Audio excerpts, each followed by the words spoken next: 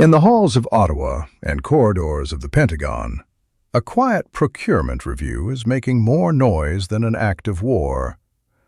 The United States has just delivered a stunning, almost unthinkable ultimatum to its closest ally, Canada. The message wasn't passed in secret cables, but through carefully chosen public words, and it's brutally clear. Abandon your plans to buy Swedish Gripen fighter jets or risk the very foundation of the 60-year-old NORAD defense pact. This isn't just about jets. It's about sovereignty, loyalty, and the future of Western military power. The Pentagon's warning has sent shockwaves through Washington's elite, who are watching in disbelief as Canada, their most steadfast partner, thinks about shunning the world's most advanced fighter, the F-35, for a European competitor. This move threatens to unravel the defense agreement that's been the bedrock of continental security since the Cold War. What started as a debate over budgets has spiraled into a full-blown crisis, a test of wills between two nations bound by history but divided by cost and control. So this whole situation begs some pretty big questions. Why is Canada, after finally committing to the F-35 program back in 2022, now seriously exploring a Swedish-made alternative? What does the United States really mean when its ambassador warns that NORAD, the North American Aerospace Defense Command, would have to be altered? Is this just a heavy-handed sales tactic from the Trump administration, as some Canadian officials claim? Or is it a genuine threat to the defense of the continent? And maybe the biggest question of all, is this even about fighter jets anymore? Or is this a sign of a much deeper rift forming between the U.S. and its allies? A clash between national sovereignty and the rigid demands of modern military alliances. To figure out how we got here, with American jets potentially needing to patrol Canadian skies just to fill the gaps, we have to go back to the beginning of one of the most tortured procurement sagas in modern history. Canada's journey to replace its aging CF-18 Hornets is a long and winding road, littered with political potholes and endless debate. For more than a decade, Ottawa has been wrestling with this decision. The CF-18s, amazing planes in their day, are from the late 1970s and are on their last legs. Getting a replacement isn't a want, it's an urgent need.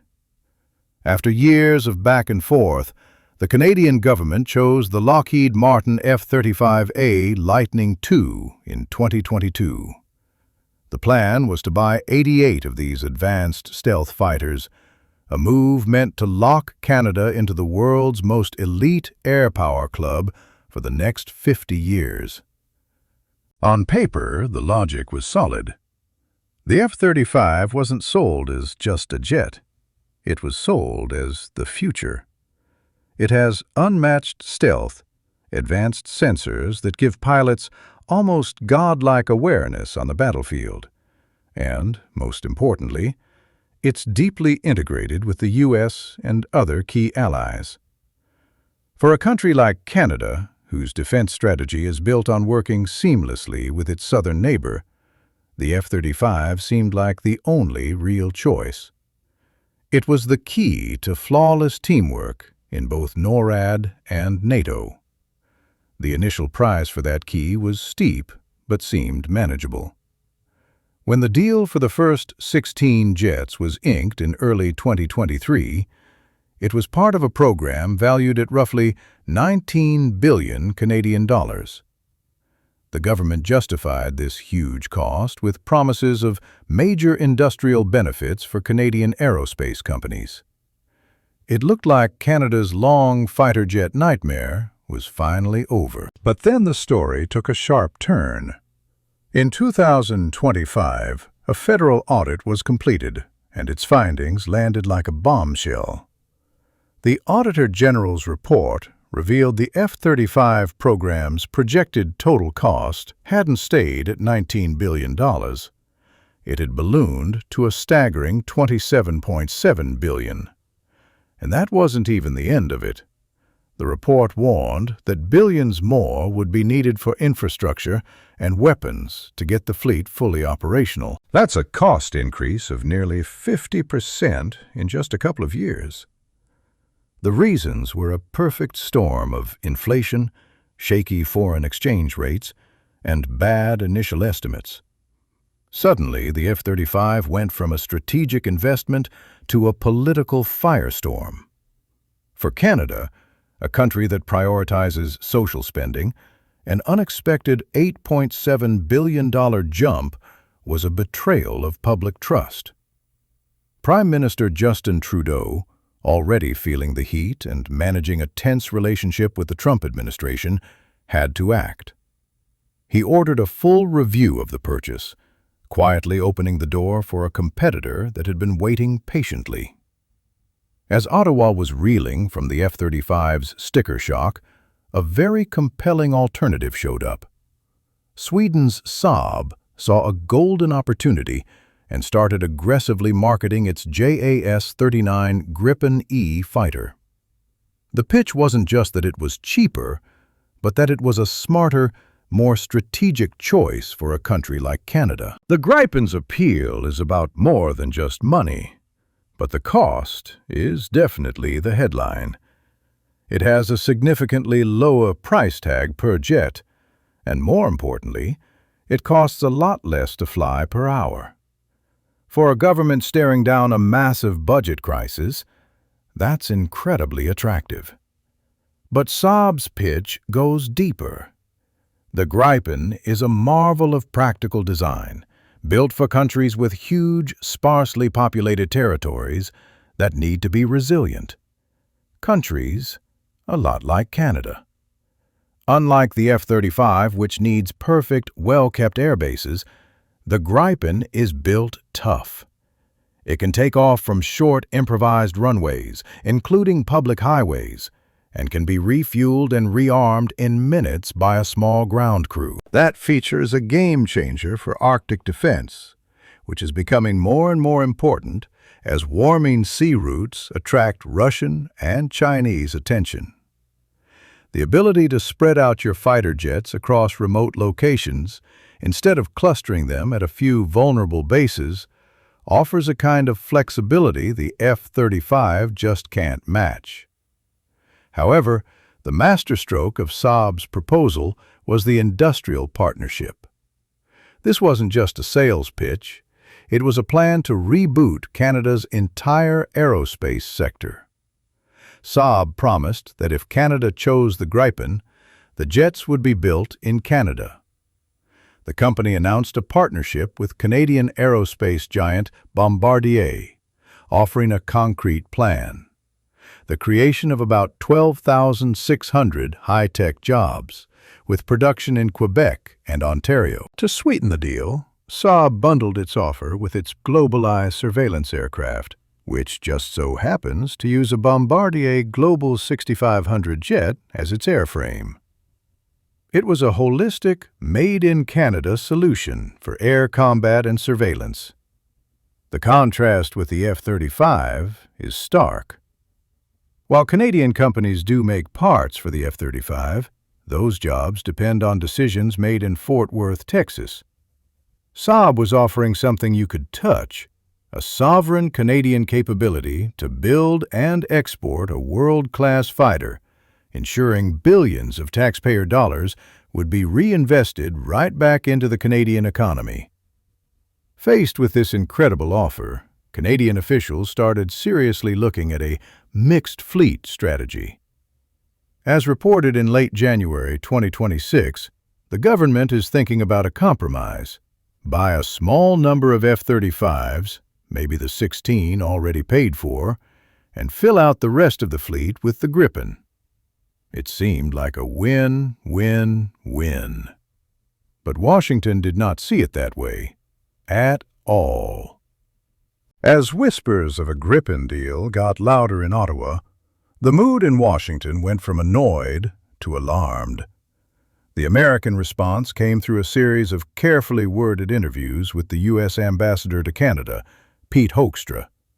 His message was a diplomatic iron fist in a velvet glove, and it was a direct threat to the architecture of North American defense. Speaking to Canadian media, Ambassador Hoekstra stated the Pentagon's position clearly. If Canada backed away from its full F-35 commitment, he said, NORAD would have to be altered. That one phrase carries enormous weight. NORAD is the crown jewel of the U.S.-Canadian military relationship, a binational command that has treated the airspace of both nations as one single entity since 1958. It's the ultimate symbol of trust. The suggestion that it could be altered was a shot across the bow. Hoekstra then explained what that would mean. To the Pentagon, the F-35 isn't just an airplane. It's a flying, stealthy data hub in a global military network.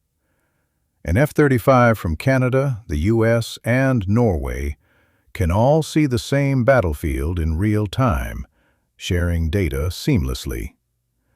This interchangeability is the foundation of modern warfare. The Gripen, Hoekstra argued, is an inferior product because it's not a native part of this exclusive F-35 network. While the Gripen is a capable NATO-compatible jet, it doesn't have that same deep, built-in integration. Making it fully compatible with NORAD would be complex, expensive, and possibly flawed. In a crisis where seconds matter, the Pentagon sees that as an unacceptable risk. And that's where the warning became an ultimatum. If Canada creates this capability gap, Hoekstra declared, the United States will have to fill it. If Canada is no longer going to provide that capability, he said, then we have to fill those gaps. The implication was shocking. The U.S. would need to buy more of its own F-35s and increase its own military operations inside sovereign Canadian airspace. Under NORAD, U.S. jets can already enter Canadian territory, as we saw when an F-22 shot down a balloon over the Yukon. But Hoekstra was talking about something far more routine. He was describing a future where the defense of Canada's own territory would be conducted not by the Royal Canadian Air Force, but by the USAF.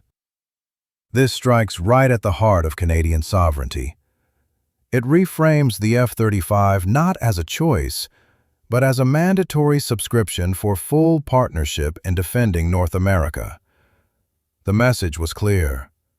You're either all in with our tech, or your vulnerability will have to manage ourselves. This high-stakes standoff is about so much more than military hardware. It's a stress test of the modern alliance system and exposes the deep, uncomfortable fault lines in the U.S.-Canada relationship. First, you've got the raw geopolitical fallout. This is a classic story of a middle power trying to assert its own interests while living next to a superpower. For Canada, the Gripen deal is a declaration of independence. It's a way to diversify its defense partnerships beyond total reliance on Washington, which has become more uncomfortable under the America First posture of the Trump administration.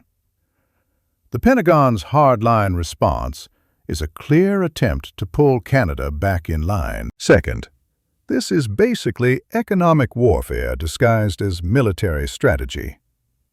For Canada, the Gripen deal is a once-in-a-generation chance to boost its own industry. As Canadian Minister of Industry Mélanie Joly said, the government is interested in all major projects that can not only protect Canada's security and sovereignty, but also create jobs across the country. For the U.S., the F-35 program is a pillar of its own industrial base.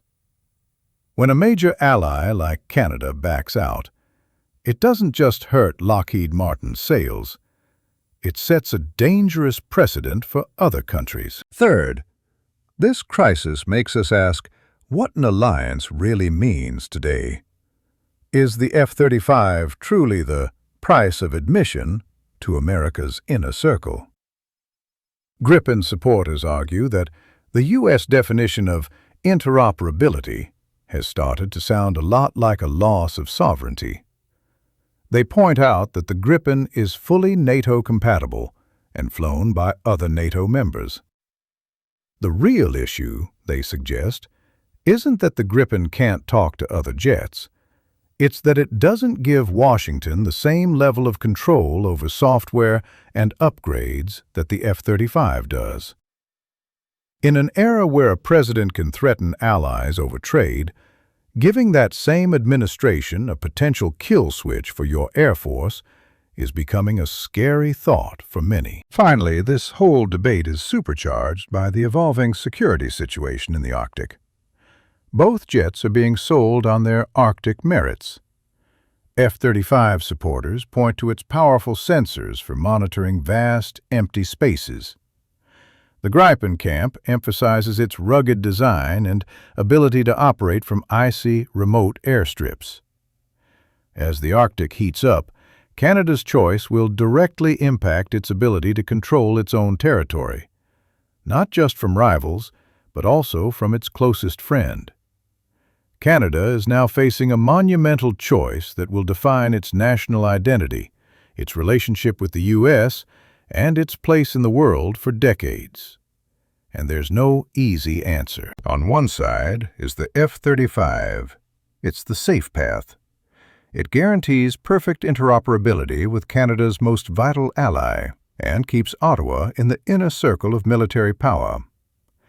But it comes at a breathtaking and rising cost, deepens Canada's dependence on an unpredictable neighbor, and offers limited direct benefits to its own industries. On the other side is the Saab Gripen. It's the sovereign choice. It promises to create thousands of Canadian jobs, revitalize a key industry, and deliver a jet brilliantly suited for Canada's unique geography. But that independence comes at a huge diplomatic price. It risks the wrath of the Pentagon and could fundamentally change the NORAD pact that has kept the continent safe for 60 years. This isn't just about two machines of war. It's a profound choice about what kind of country Canada wants to be. Will it be a future of deeper integration, where security costs you your autonomy? Or a future of greater independence, even if it means straining the world's most successful military alliance? The shockwaves in Washington show just how high the stakes are. What do you think Canada should do? Is the F-35's interoperability worth the cost and dependency? Or should Canada take the risk with the Gripen to bolster its sovereignty and industry? Let us know your thoughts in the comments section below. And for more deep dive analysis into the complex world of military procurement, defense policy, and global geopolitics, make sure you like this video, share it with others, and subscribe to our channel. Your support helps us continue to cut through the noise and bring you the stories that truly matter.